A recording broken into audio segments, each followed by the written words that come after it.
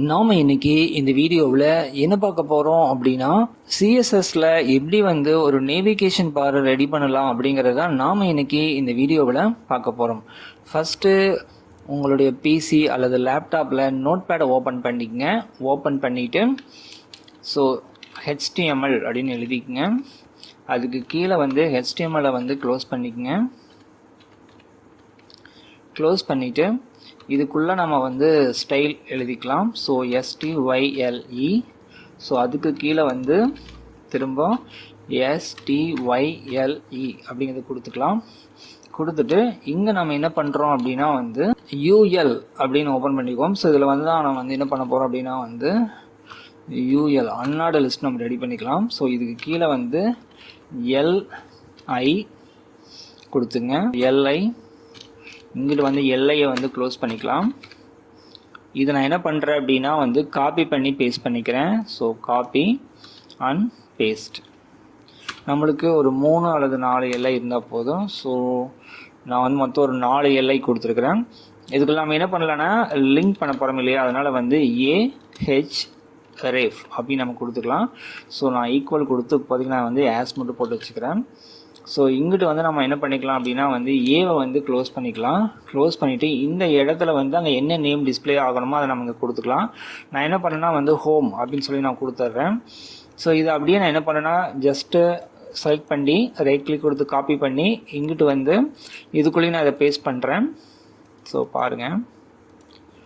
So நம்ம நாளையுமே வந்து paste பண்ணியாச்சு. ஸோ அதோட நேம் மட்டும் நான் மாற்றிக்கலாம். ஒன்று வந்து ஹோம்னு இருக்கு இல்லையா, ஸோ ஹோமுக்கு அடுத்து நியூஸ் அது மாதிரி கொடுத்துக்கலாம். அதுக்கடுத்து வந்து பார்த்தீங்கன்னா அபவுட். நெக்ஸ்ட் வந்து பார்த்தீங்கன்னா கான்டாக்ட்.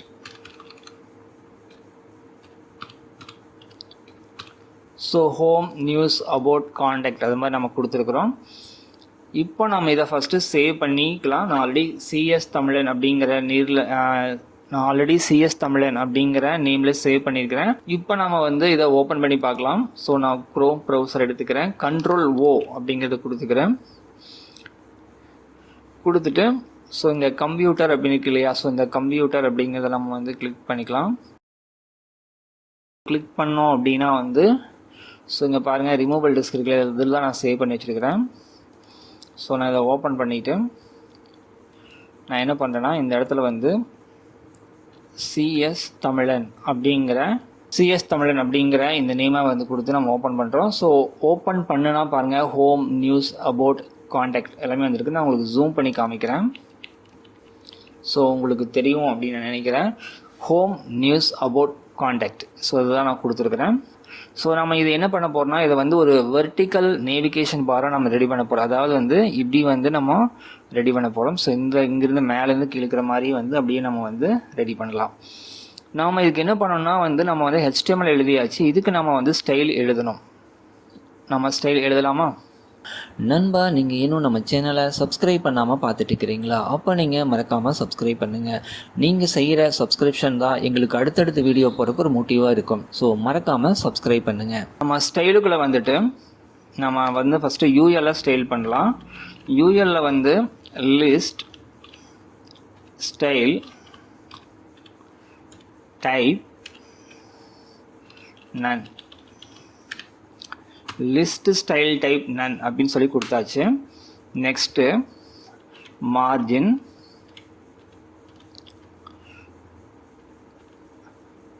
மார்ஜின் வந்து நம்ம வந்து 0 அப்படின்னு சொல்லி கொடுத்துக்கலாம். நான் உங்களுக்கு இப்போ ரெஃப்ரெஷ் பண்ணி காமிக்கிற பாருங்க. நம்ம இங்கே வந்து என்ன கொடுத்தோம், நம்ம இந்த டாட் அதில் ரிமூவ் ஆயிடுச்சா. மார்ஜின் வந்து நம்ம வந்து 0 அப்படின்னு சொல்லி கொடுத்துருக்குறோம். நெக்ஸ்ட்டு பேடிங், PADDING, பேடிங்கும் நம்ம வந்து 0னே கொடுத்துக்குவோம். நெக்ஸ்ட்டு இதுக்கு ஒரு வித் வேணும் இல்லையா, ஸோ வித் ஒரு 200 பிக்சல் கொடுத்துக்கலாம். பேக்ரவுண்ட்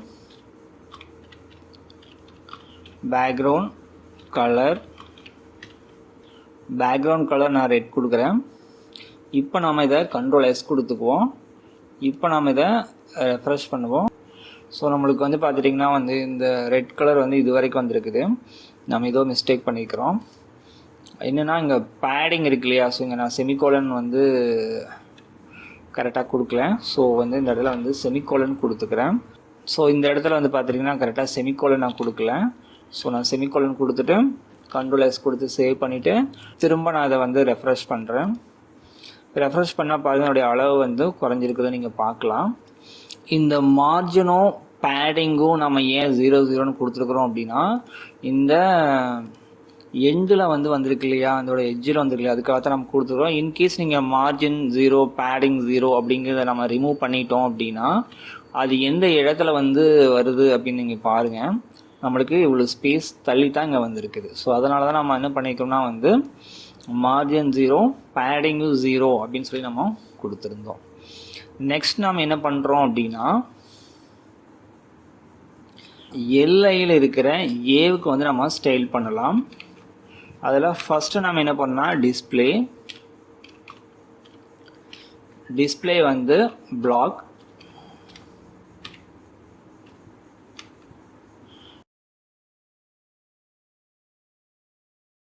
கலர் வந்து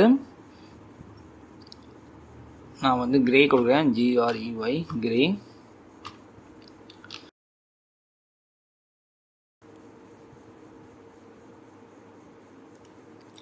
நெக்ஸ்ட் வந்து பேடிங் தேவை.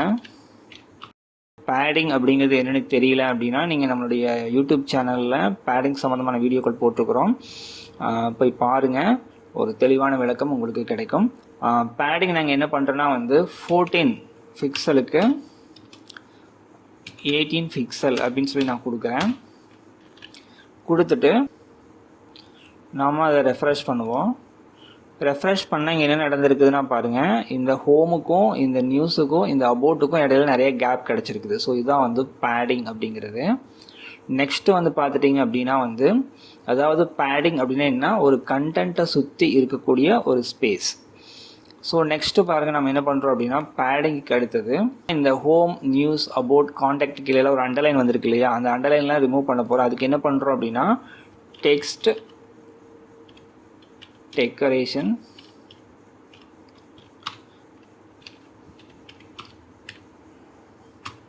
நன், Ctrl+S கொடுத்துட்டு நம்ம இதை ரெஃப்ரெஷ் பண்ணலாம். ரெஃப்ரெஷ் பண்ணால் பாருங்கள் இங்கிருந்த எல்லாமே நம்மளுக்கு என்ன இருக்குது, ரிமூவ் ஆயிடுச்சு. நெக்ஸ்ட்டு எல்லையில் இருக்கிற ஏவுக்கு ஹோவர் பண்ணால் நம்மளுடைய ஒர்க்கு முடிஞ்சுது. ஸோ ஹோவர் கொடுக்கலாமா, HOVER ஹோவர். ஹோவர்னா ஒன்றும் இல்லை, மவுஸை மேலே வைக்கும்போது வரக்கூடிய ஒரு கலர்.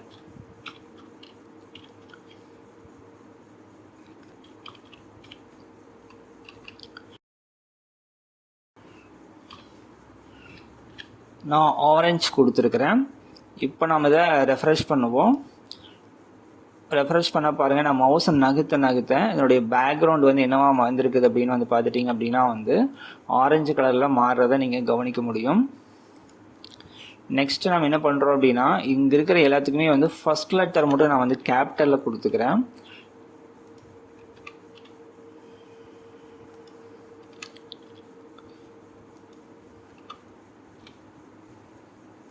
இப்போ நம்ம Ctrl+S கொடுத்து ரெஃப்ரெஷ் பண்ணிடலாம். ரெஃப்ரெஷ் பண்ண பாருங்கள் கரெக்டாக வந்துடுச்சு. இப்போ இது ரெட்டாக இருக்கிறதுனால நான் என்ன பண்ணுறேன் அப்படின்னா, கலர் நான் என்ன பண்ணுறேன் அப்படின்னா வந்து ஒயிட்டாக மாற்றிக்கிறேன்.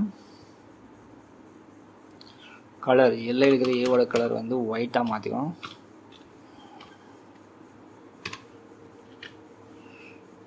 இப்போ நாம் இதை ரெஃப்ரெஷ் பண்ணுவோம். ரெஃப்ரெஷ் பண்ணால் பாருங்கள் நம்மளுக்கு கரெக்டாக வந்திருக்குது. நான் பேக்ரவுண்ட் இந்த ஹோவர் ஆகிட்டு இருக்கு இல்லையா, அதை நான் என்ன கலராக மாற்றுறேன் அப்படின்னா வந்து பிளாக்காக மாற்றுறேன். பிளாக் BLACK அப்படின்னு கொடுக்குறேன். இப்போ நான் அதை வந்து ரெஃப்ரெஷ் பண்ணுறேன்.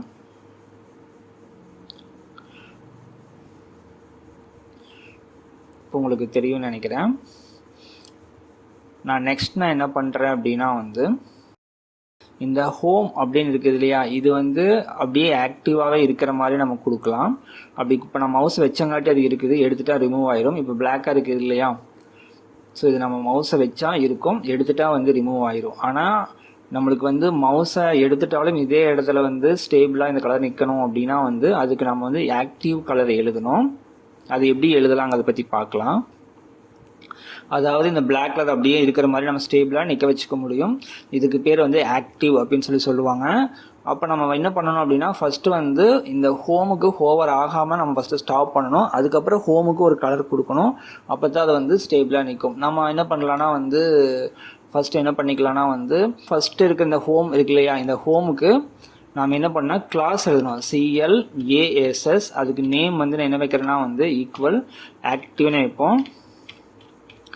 நேம் வந்து ஆக்டிவ். ஸோ நம்ம நேம் வந்து ஆக்டிவ்னே கொடுத்துடலாம். கொடுத்துட்டு நான் என்ன பண்ணுறேன் அப்படின்னா ஆல்ரெடி என்ன ஆகிட்டு இருக்குது, ஹோவர் ஆகிட்டு இருக்குது இல்லையா. ஸோ நம்ம மவுஸை நகர்த்தும் போது ஹோவர் ஆகிட்டு இருக்குது. இந்த ஹோமுக்கு மட்டும் ஆகக்கூடாது. அப்போ நம்ம என்ன பண்ணோம்னா வந்து எல்லையில் இருக்கிற இந்த ஹோவர் இருக்கு இல்லையா, ஹோவர் நாட்னா வந்து நாட் அப்படின்னா இல்லை அல்லது வேணான்னு அர்த்தம். இப்போ வந்து பார்த்தீங்கன்னா நாட் கொடுத்தாச்சு. கொடுத்துட்டு ஒரு ப்ராக்கெட் ஓப்பன் பண்ணிங்க. இங்கே டாட் வச்சு ஆக்டிவ் அப்படின்னு கொடுங்க. இந்த ஆக்டிவ் அப்படிங்கிறது என்னன்னா நாட் ஆக்டிவ். என்னது, பேக்ரவுண்ட் கலர் வந்து நாட் ஆக்டிவாக இருக்கணும். அதாவது வந்து எதுக்கு, இந்த ஹோம்ங்கிற மெனுக்கு மட்டும் இது வந்து ஆக்டிவ் ஆகக்கூடாது. கவனிங்க, இங்கே ஆக்டிவ் நம்ம இருக்கு இல்லையா, இங்கே ஏன் அந்த டாட் வச்சிருக்குன்னா கிளாஸ் வந்தால் எப்பவுமே என்ன பண்ணுவோம், நம்ம டாட் வச்சு தான் எழுதுவோம். அதுதான் இங்கே நம்ம டாட் வச்சிருக்கிறோம். ஸோ ஹோவருக்கு எப்பவுமே வந்து அந்த மாதிரி வந்து கோலன் வைப்போம். அது உங்களுக்கு தெரியும்னு நினைக்கிறேன். ஸோ நெக்ஸ்ட் வந்து நாட் அப்படிங்கிறது வந்து வேணாம் அப்படின்னு சொல்லி அர்த்தம். இப்போ நம்ம Ctrl+S கொடுத்துக்குவோம். இப்போ நம்ம இதை ரெஃப்ரெஷ் பண்ணால் பாருங்க, இது மேலே நான் வைக்கும்போது எதுவுமே ஆகாது. ஆனால் இதுவே நான் நியூஸுக்கு அப்படிங்கிற இடத்துக்கு கொண்டு வரும்போது ஹோவர் ஆகும். நம்ம இங்கே என்ன சொல்லியிருக்கிறோம் அப்படின்னா எல்லையில் இருக்கிற ஹோவர் இல்லையா, ஹோவர் ஆகணும். ஆனால் நாட் டாட் ஆக்டிவ் அப்படின்னா என்னது, ஆக்டிவ்ங்கிற பேரில் இருக்கக்கூடிய கிளாஸுக்கு மட்டும் இந்த ஹோவர் வந்து ஆகக்கூடாது அப்படின்னு சொல்லி நம்ம எழுதியிருக்கிறோம். அதனால தான் என்ன இருக்குது, இங்கே வந்து நம்ம வந்து இந்த இடத்துல வந்து ஹோவர் வந்து ஆகலை, ஹோம் மெனுவுக்கு மட்டும், மீதி எல்லாத்துக்கும் ஆகுது. அப்புறம் நெக்ஸ்ட் நம்ம என்ன பண்ணலாம், அடுத்த லைனில் எது ஆக்டிவாக இருக்குன்னா எல்லையில் இருக்கிற இந்த கிளாஸோட நேம் வந்து ஆக்டிவ்னால டாட் வச்சு ஆக்டிவ் ACTIV ஆக்டிவ் கொடுத்துட்டு ஒரு open curly brace close curly brace கொடுத்துட்டு பேக்ரவுண்ட் BACKGROUNT பேக்ரவுண்ட் கலர் வந்து YELLOW எல்லோ கொடுத்துக்கலாம். இப்போ நம்ம இதை ரெஃப்ரெஷ் பண்ணுவோம்.